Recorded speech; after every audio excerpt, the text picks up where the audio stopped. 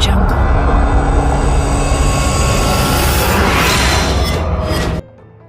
आखिर क्यों एक पुलिस वाले ने महिला पुलिस का कत्ल किया? दोस्तों, मैं आज एक ऐसी मर्डर मिस्ट्री के बारे में बात करने जा रहा हूँ जिसमें मर्डर तो बहुत आम तरीके से हुआ है, लेकिन उस मर्डर के राज छिपाने के लिए जो साजिश रची गई उसे शायद आपने किसी फिल्म में भी नहीं देखी होगी। एक पुलिस वाला 2 साल तक एक मुर्दा को जिंदा बनाने के लिए गजब की कहानी बनाता रहा। वो महिला सिपाही मर चुकी थी, लेकिन उसकी आवाज में ऑडियो कहानी अब भी उसके घर वालों को पहुंचाई जा रही थी। अमूमन जब किसी का कत्ल होता है तो कातिल को पकड़ने की जिम्मेदारी पुलिस की होती है, लेकिन जब एक पुलिस वाला ही कत्ल कर दे तो फिर उसे कौन पकड़े? दिल्ली के उसी चर्चित बुराड़ी इलाके का एक गंदा नाला है, जिस बुराड़ी में एक ही घर के अंदर 11 लोगों ने खुदकुशी कर ली थी। इस वक्त इस नाले में एक तलाश चल रही है, एक ऐसी तलाश जो 2 साल पहले हुए एक सनसनीखेज कत्ल का राज उगलने वाली है। कत्ल दिल्ली पुलिस की एक लेडी कांस्टेबल का, जिसके राज को दिल्ली पुलिस के ही एक हेड कांस्टेबल ने पूरे 2 साल तक अपनी पुलिसिया दिमाग के सहारे पूरी दुनिया से छुपाए रखा।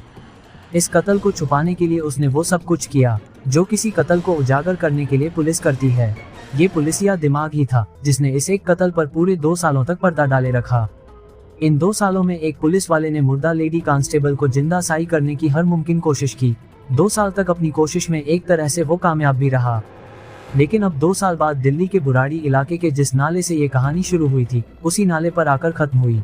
ये कहानी है दिल्ली पुलिस की लेडी कांस्टेबल मोना यादव और दिल्ली पुलिस के ही हेड कांस्टेबल सुरेंद्र राणा की।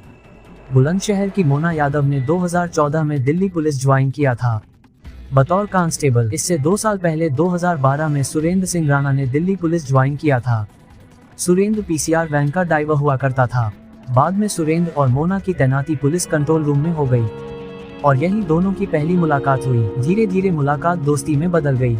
मोना पढ़ने लिखने में बेहद तेज थी। उसका सपना आईपीएस अफसर बनने का था। ड्यूटी के साथ लगातार यूपीएससी की तैयारी भी किया करती थी। इसी तैयारी के दौरान उसने यूपी पुलिस की भी परीक्षा दी।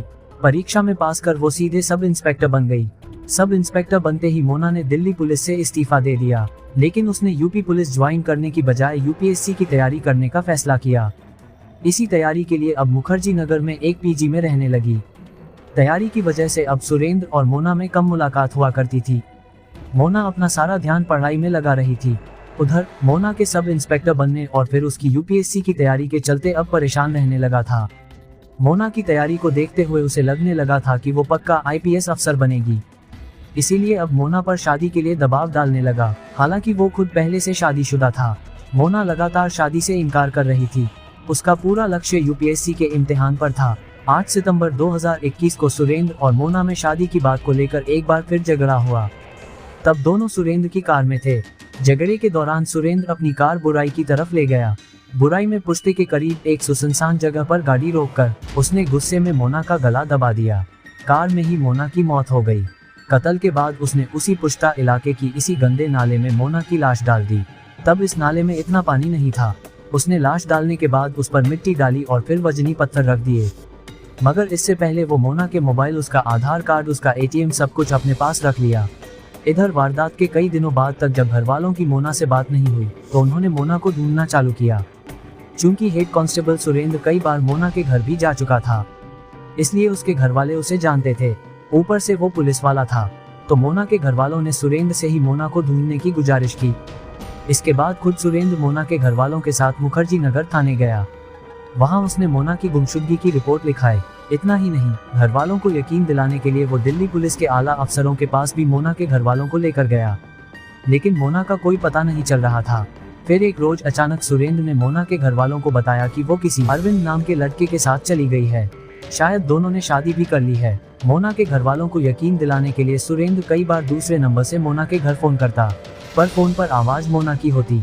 वो कहती, मैं ठीक हूँ, परेशान ना हो। घर वाले बेफिक्र हो जाते, पर असल में होता ये कि सुरेंद्र के पास मोबाइल में मोना के कई ऑडियो मौजूद थे। इन्हीं ऑडियो को वो एडिट कर रिकॉर्डेड बातचीत मोना के घर वालों को सुना देता। तब मोना के घर वालों को तसल्ली हो जाती और वो यही सोचते कि वो जहाँ भी है ठीक है। पर 2-4 ऑडियो मैसेज ही सुरेंद्र कितनी बार घर वालों को सुनाता। लिहाजा मोना को जिंदा रखने के लिए उसने दूसरा तरीका अपनाया। सुरेंद्र ने अब अपने साले रविंद्र को भी इस साजिश में शामिल कर लिया।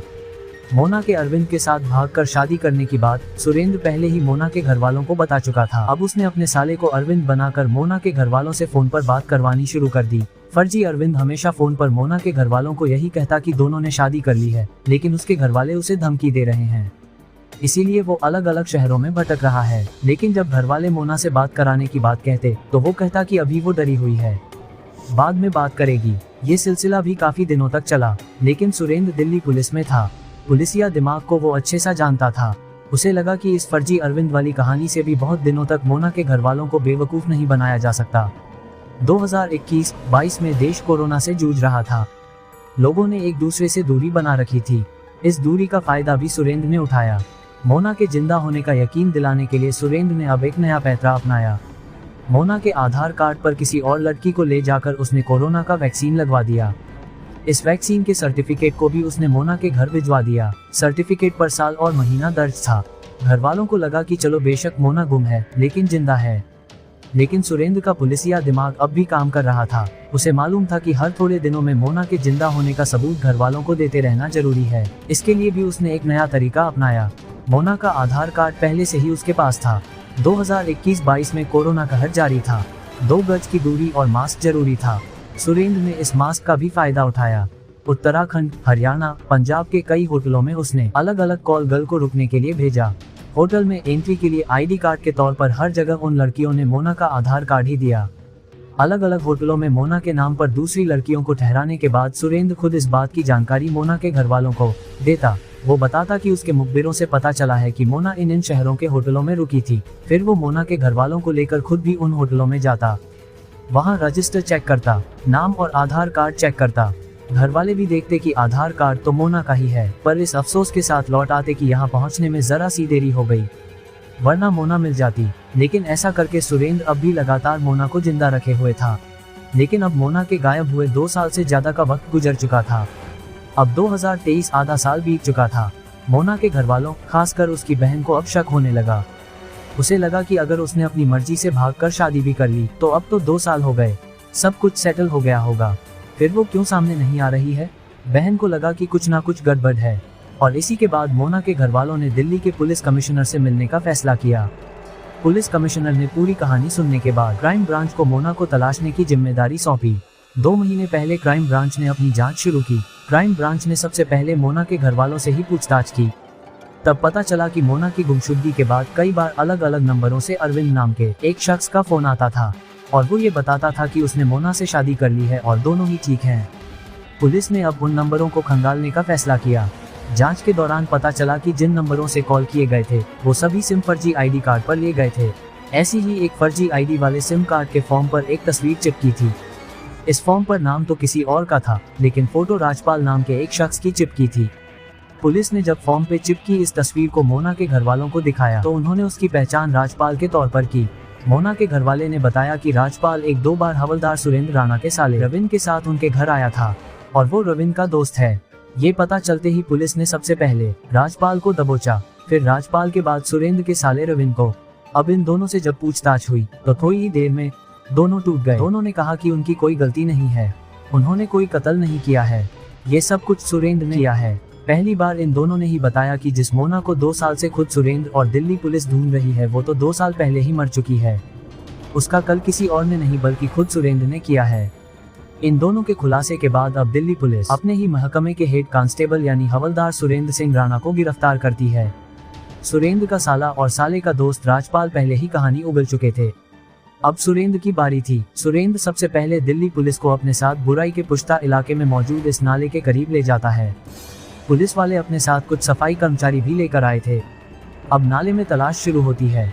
थोड़ी ही देर की मशक्कत के बाद अचानक नाले की गहराई से एक वजनी पत्थर के नीचे दबा एक कंकाल बाहर निकलता है। कंकाल ठीक उसी जगह से बाहर निकलता है जिस जगह पर सुरेंद्र ने इशारा किया था। कंकाल को अस्पताल भेज दिया जाता है। इसके बाद मोना के घर वालों से डीएनए सैंपल लिए जाते हैं। अब नाले से बरामद कंकाल और मोना के घर वालों के डीएनए सैंपल की जांच होनी है, और ये जांच ये साफ कर देगी कि नाले से बरामद कंकाल मोना की ही है। 8 सितंबर 2021 को सुरेंद्र ने मोना का कत्ल किया था, और इत्तेफाक देखिए कि ठीक 2 साल बाद 30 सितंबर 2023 को दिल्ली पुलिस ने मोना के कत्ल की पहेली को सुलझा लिया। हालांकि मोना का कत्ल बेशक 8 सितंबर 2021 को हुआ था, लेकिन उसकी गुमशुदगी की रिपोर्ट 20 अक्टूबर 2021 को मुखर्जी नगर पुलिस स्टेशन में लिखाई गई थी।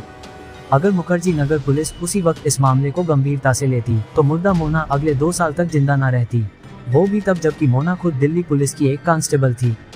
अपने ही महकमे की एक पुलिस वाली की गुमशुदगी पर दिल्ली पुलिस का ये रवैया सवाल खड़े करते हैं कि जब अपनों के साथ ये हाल है तो फिर आम लोगों का क्या होगा।